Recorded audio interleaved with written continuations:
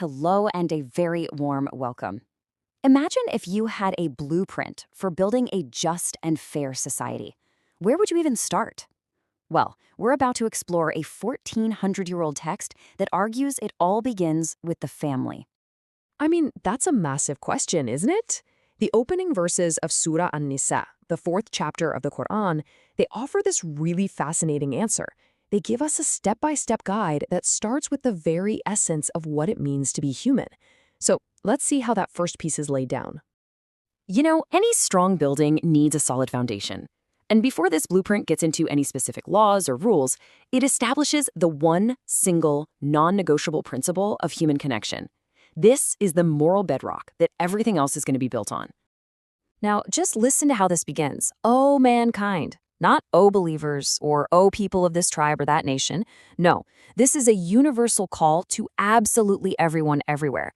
It immediately frames the whole discussion in terms of a shared origin and, you guessed it, a shared responsibility. So in just one verse, this complete moral framework just snaps into place. It all starts with human unity, the idea that we all come from one soul, which makes us fundamentally equal. Then it emphasizes taqwa, or God consciousness, linking our duty to God directly with our duty to each other. It uses this powerful image of the wombs to make family bonds secret, and it closes with divine oversight, a simple reminder that our actions are seen. This is our foundation. Okay, so with that universal foundation set, where does the blueprint go next? It immediately zooms in on the first practical pillar, protecting the most vulnerable. And in the world of 7th century Arabia, where battles were common, this meant one thing above all: protecting the orphans. The instruction that follows is crystal clear. It's a direct, unambiguous command about the financial rights of orphans. Don't swap their good stuff for your lesser stuff, and absolutely do not just absorb their wealth into your own. The language is powerful. This is called a great sin. And this right here, this establishes a super important legal and ethical principle. Guardians are trustees, not owners. Their job is to protect and manage the assets for the orphan, not to possess them. It's a sacred trust, not a business opportunity. Okay, now the blueprint makes a really interesting move. It expands to another core institution, marriage, but it ties it right back to that same principle of justice for the vulnerable. The connection is direct and actually pretty clever. At first glance, you might think this verse changes the subject, but the link is right there.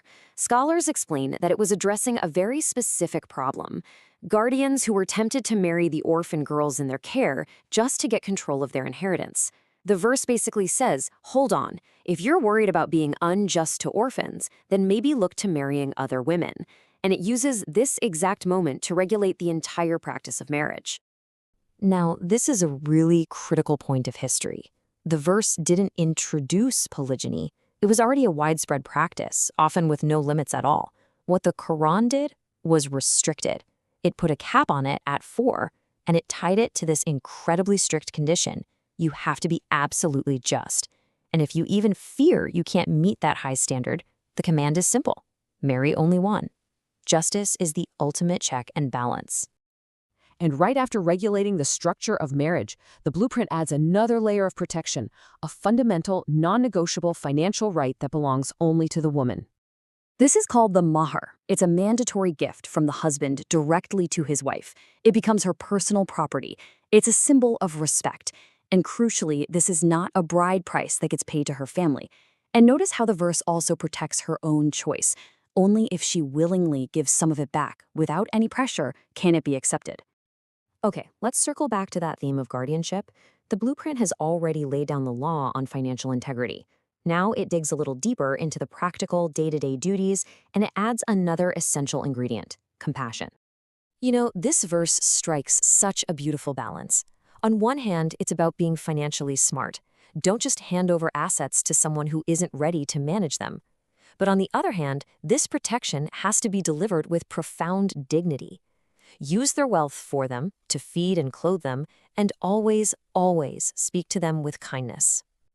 So if you're a guardian, you might be asking, okay, when does my job end? When do I hand everything back? Well, the blueprint provides a clear and responsible roadmap for exactly that moment. And just look at how practical this whole process is. It's a clear 4-step plan. You test their abilities as they grow up, Once they're physically mature, you assess them for what's called rushd, which is basically sound financial judgment. If they've got it, you release their property to them in full. And to top it all off, you bring in witnesses to make sure it's all transparent. It's a system designed to protect everybody. One last detail on guardianship. Can the guardian get paid for their work? Well, the ethical guideline here is, again, all about fairness. If the guardian is well off, they should take nothing. It's a service. But if the guardian is in need, they can take a reasonable fee. The principle is clear. It's about need, not greed. So let's just step back and look at what's been built. In just a handful of verses, we've watched this comprehensive blueprint for justice emerge, piece by piece, starting from the huge idea of human unity and zooming right down to the practical details of daily life. You know, the real genius here is how it all connects. That bedrock of human unity makes protecting orphans a sacred duty.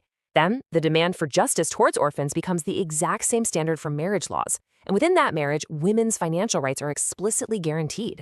And the whole system is managed through guardianship that's built on trust, compassion, and accountability. Every single piece supports the next. And this leaves us with a final thought. In a world that is still grappling with inequality and the rights of the vulnerable, what can we learn from a 1,400-year-old blueprint that grounds justice not just in law, but in a radical sense of shared kinship and moral responsibility? That is a question worth reflecting on. Thanks so much for joining me for this explainer.